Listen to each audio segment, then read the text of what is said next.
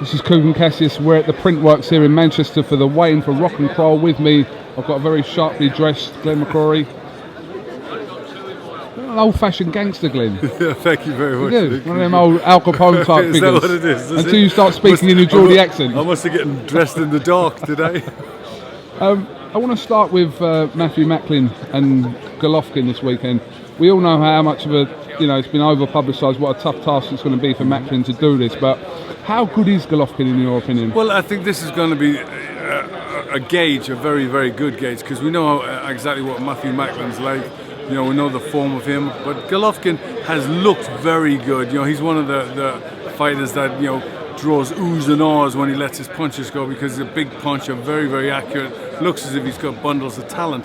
But I think MACKLIN will definitely show us exactly what he's got, because MACKLIN, we know, is game, is brave, can box, can punch, and will come to fight. So I'm expecting, MACKLIN to really give it a go and to tell us an awful lot more about Gennady Golovkin, who I think, should come through it with flying colours. But MACKLIN, as we know, is very brave and won't be wanting in that department. So I'm expecting it to be a good fight. Here in, it's in Bolton, we're in Manchester, so say here in Manchester. Yeah. First of all, this has been billed as a last chance saloon fight for Tony Dodson and Paul Smith. Joe Gallagher has openly said whichever fighter loses, including his own Paul Smith, will have to retire. Do you see that? Yes, I do. I think both of them have had losses. They're at the tail end of a career, but it is a last chance. They've got a last chance to make a little bit of money, to make a bit of a name for themselves.